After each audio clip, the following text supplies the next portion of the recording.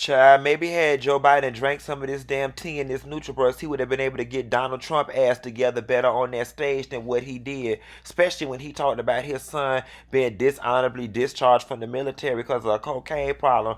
This tea would have helped him whoop his ass. If it's somebody ass you need to whoop, or you need some better mental stamina so you could get people together when they talk about your family and your kids, then drop down in the description box and buy some of this tea. It'll fix all of that.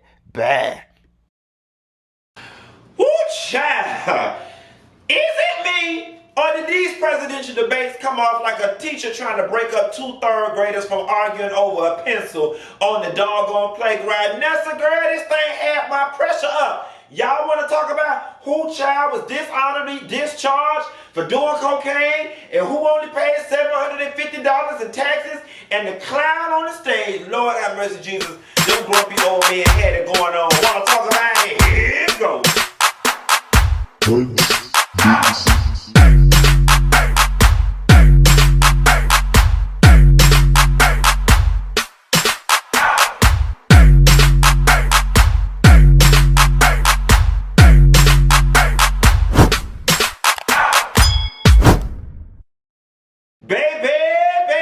as I said in that interview, y'all, these presidential debates felt like an elementary school teacher trying to break up two young boys from fighting on the playground. Them old ass men had it going on down to the TV thing, and we finna have to talk about it. Now listen, in the words of George Snuffleupagus, okay, this was the worst debate I ever seen in my whole life. I'm going to tell you something. I don't know what I was expecting. I knew that it was going to be a shit show, but I didn't think that it was going to be a shit show on both sides.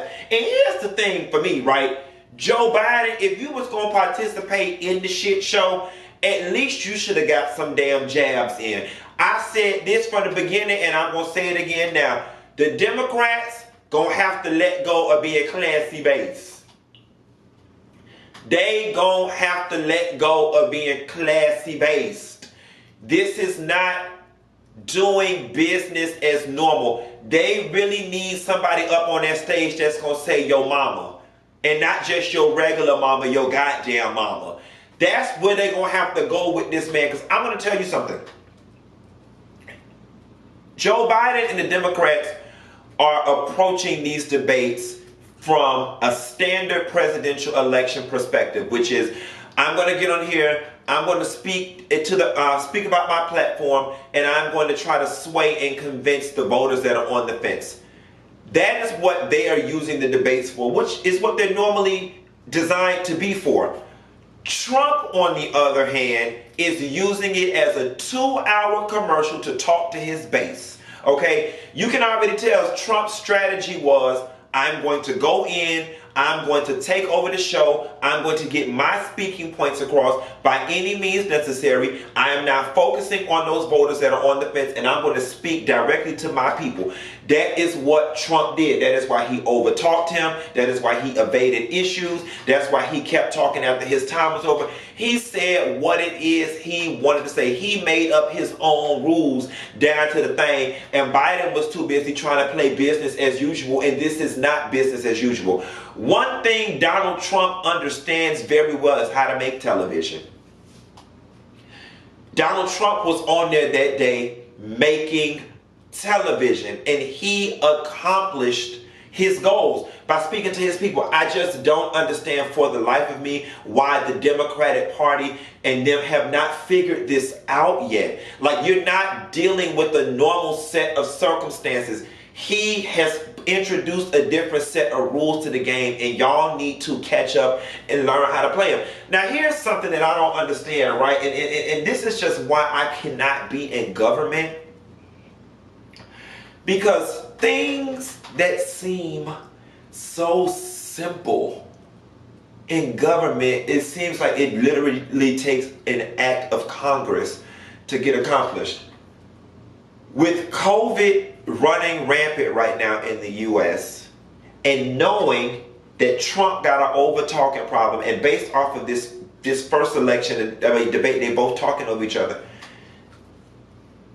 is it too far-fetched to put each one of them in an enclosed booth with the mic with the light on the top of their thing, and when it's their turn to speak, you hit the button, that person speak, and that way you can't hear the other person, that way he can speak, and then bam, your turn to speak, then bam, your turn to rebut. That, to me, seems to be what's going to be needed, because Donald Trump is not going to listen to any moderator. You know, there are so many memes saying, oh, they need a black woman up there that can control the thing. And I honestly thought Gayle King would have been a good person to have up there. But the reality of the situation is Donald Trump has already made up in his mind, this is my stage. This is my stage. And there's not like there's any real consequence if you overtalk or go over your time. There's no consequence. There's no real life consequence to it. So he has no reason to stop. He's going to continue to do what it is he wants to do. That's what they need to put in place. Some sort of enclosed something or another where they can have control of the sound and the microphone so the American people can truly hear what the fuck is going on. Now I'm going to say something. Going back to needing to play his game, this was not Joe Biden's best performance. He was so damn flustered up there, and Donald Trump did an amazing job on distracting Joe and taking him wherever he wanted to go. Case in point, everybody knows that $750 tax return was supposed to be Joe Biden's smoking gun. All right? That was supposed to be Joe's sticking point and his smoking gun. When they got up there and bought up the $750, Donald Trump then started talking about tax law, tax code, using the tax code, how Obama then put in the tax code, and that he's smart that he's used the tax code to reduce his tax liability.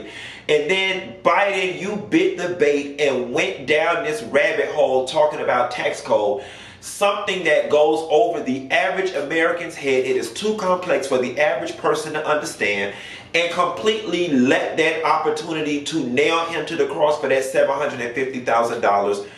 He let that opportunity pass him by. Biden did that a lot, getting easily distracted because he was riled up by Donald Trump, and Donald Trump leading him astray. Donald Trump literally led Joe Biden any and everywhere he wanted him to go during that debate, and it was unfortunate. Now listen, we had already expected Donald Trump to kind of win in this situation, because the real debate is going to be Kamala and Mike Pence, and we'll talk about that when the time comes. Now, you know, one of the biggest things that Donald Trump is coming under scrutiny right now is for not condemning white supremacy and saying, Proud Boys, stand down and stand back. All right, and then this brings me to the meats and potatoes and the moral of the story with this video that I want to express to y'all. Donald Trump is very crafty with his words, and he strings them in such a way that leaves a lot of room for interpretation. We all know what he meant, and he refused to just outright denounce it. And it's so funny to me when hatred in your heart runs so deep that you will just blatantly do things that appear to be racist. Like, at least in the past, politicians said what they had to say in the foreground and then did what they wanted to do in the background. This man saying and doing what he wanted to do in the foreground and the doggone background. We all know what it meant. And then you got people on the news saying that's not what he meant, and this other black SOB talking about Tim Scott or Tim whoever, talking about he misspoke. There's just no misspeaking when it comes to something like this. That message needs to be loud, deliberate, and clear. And in all actuality, it was very loud, deliberate, and clear. And that was Donald Trump saying, you know, y'all, big boys, we here. I'm here for y'all. I am here, we are here, and we're going to do this damn thing, stand down to a later date and time till I send out the memorandum of action, or whatever the case may be. But it brings me to my next point, right? I was talking to a friend of mine who's very politically astute, and he brought up a very valid point. And he was saying, listen, the debates are really just for them, right? Because the people who are voting for Trump, they're going to vote for Trump. There's nothing you can do or say to get them off the fence. And the people who are voting for Biden, they are going to vote for Biden, especially in this political election where, you know, your support for either candidate is very clear cut for most people. Yes, I do believe that there are a few people who are on the fence. a few people who are on the fence, and maybe these debates will sway them left or right depending on what they're on the fence about. But it brings me to my next point, right? So in my life right now, y'all, going through my happiness journey, I have this thing where I purposely put psychological mechanisms in place to keep me happy. I put mechanisms, mental mechanisms in place to keep me at a place of joy and a place of peace. And a mechanism that I've recently put in place mentally and psychologically for me is one of not burdening myself with politics or not burdening myself with the things that happen as it relates to this political process.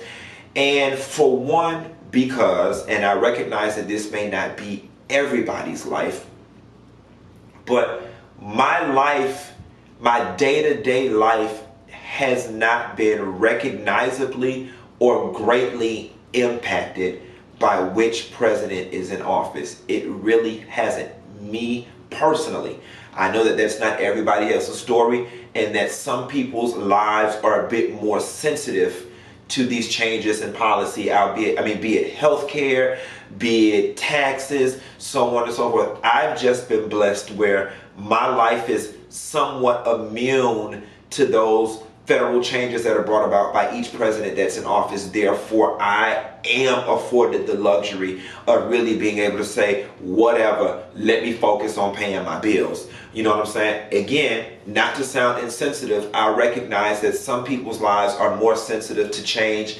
politically than others, but mine isn't. And because mine is not, I have made the mental choice to not invest so much stock in this shit, all this crap that I can't control, that's stressing out the world, and just focus on continuing to thrive, be me, pay my bills, take care of my babies, pay my light bill, take care of my babies. Oh, it's not right, but it's so, I've opted to focus on that. And so then it made me think of a larger agenda item that communities of color and black people in particular should be working on. And shut up! And it should be trying to undergird and fortify our communities economically and socially to such a magnitude where we are not gravely affected by change in office. And one community, and not to bring comparison to like one is better than the other, but one community that comes to mind for me here down in Miami, Florida, we've got not too far where I live, a community called Bal Harbor, which is a very well-to-do Jewish neighborhood. And when you go through the neighborhood, up and down the street, every business is a Jewish business, Jewish doctor's office, Jewish school, Jewish real estate. Just everything that you would need for a community, from health to wellness to fitness to education to grocery to dining out to entertainment. It's all Jewish owned. It's this very well insulated Jewish community where honestly and truthfully whatever the hell is going on in the outside world really does not affect those people within that community. They're still able to hold on to their peace, sanity, their finances, so on and so forth. And it just makes me realize, the dream unrealized for the black community and a lot of other communities. If we could just build our communities up in such a way where we're self-sustaining and self-sufficient, we really could pay less attention to a lot of this shit that's going on with these crazy ass presidents and just continue to live and thrive as they do. Y'all, this is gonna be something else. Down to one last thing I wanted to bring up.